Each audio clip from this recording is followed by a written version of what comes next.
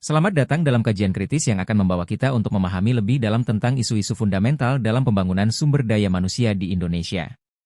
Sebagai negara dengan populasi terbesar keempat di dunia, Indonesia memiliki tantangan besar dalam memastikan seluruh penduduknya memiliki kualitas hidup yang layak, mulai dari kesehatan yang memadai, akses pendidikan berkualitas, hingga peluang kerja yang stabil.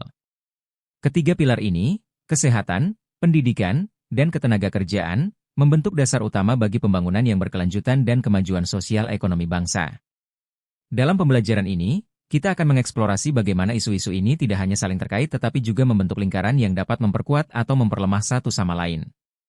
Kesehatan yang baik memungkinkan anak-anak dan remaja kita berkembang dan belajar secara optimal, pendidikan yang baik membekali mereka dengan keterampilan untuk berkontribusi secara produktif, dan kesempatan kerja yang memadai menyediakan stabilitas ekonomi bagi mereka untuk meraih kehidupan yang lebih sejahtera.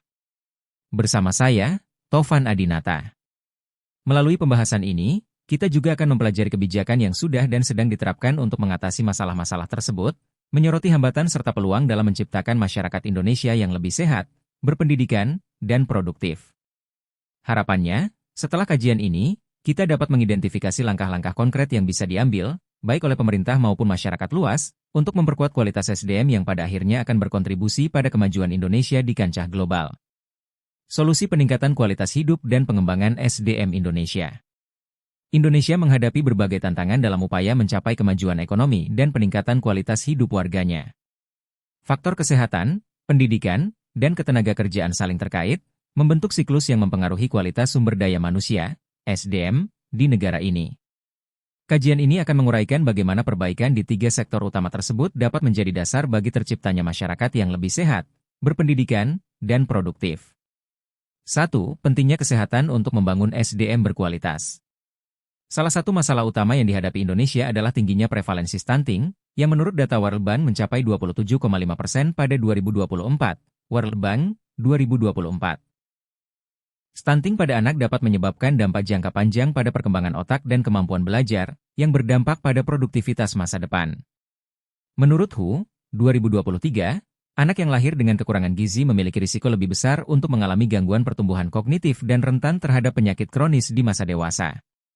Inisiatif pemerintah seperti penyediaan makan siang gratis di sekolah dapat berperan dalam mengurangi angka stunting dan meningkatkan asupan gizi anak-anak, meskipun implementasinya membutuhkan pemantauan ketat untuk memastikan dana tersalurkan secara tepat.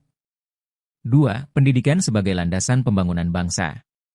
Pendidikan berkualitas adalah elemen esensial dalam mencerdaskan bangsa. Sistem pendidikan yang konsisten dan merata akan menciptakan generasi yang lebih siap menghadapi persaingan global. Menurut Schumpeter, 2022, peran guru sebagai pilar utama pendidikan seharusnya diimbangi dengan pengakuan yang layak, baik dari segi gaji maupun fasilitas. Kualitas pendidikan juga dapat diperbaiki dengan perbaikan kurikulum. Mengadopsi pendekatan seperti yang diterapkan di Finlandia, yang menekankan pada pembelajaran tanpa ujian, bisa menjadi inspirasi, namun perlu disesuaikan dengan konteks Indonesia. 3. Meningkatkan peluang kerja dan pengembangan ekonomi. Pekerjaan yang layak dan berkelanjutan adalah komponen vital dalam peningkatan kualitas hidup. Saat ini, sektor informal mendominasi pasar kerja di Indonesia, dengan 57,8% dari total tenaga kerja berada di sektor ini, Badan Pusat Statistik, 2023. Sektor formal yang lebih stabil dan memiliki jaminan kesehatan perlu diperkuat untuk mengurangi ketidakpastian ekonomi. Industrialisasi dan peningkatan kapasitas manufaktur lokal adalah solusi untuk menyediakan pekerjaan yang lebih baik. Dengan hilirisasi dan upaya menarik investor asing, Indonesia berpotensi meningkatkan rasio pekerjaan formal yang stabil dan memberikan penghasilan memadai bagi para pekerja. Dari ketiga komponen tersebut, peningkatan kesehatan, pendidikan, dan kesempatan kerja dapat membentuk siklus positif yang memperkuat satu sama lain.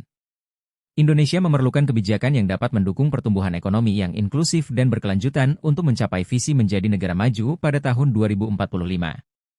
Seperti yang pernah dikatakan oleh Nelson Mandela, "Education is the most powerful weapon which you can use to change the world."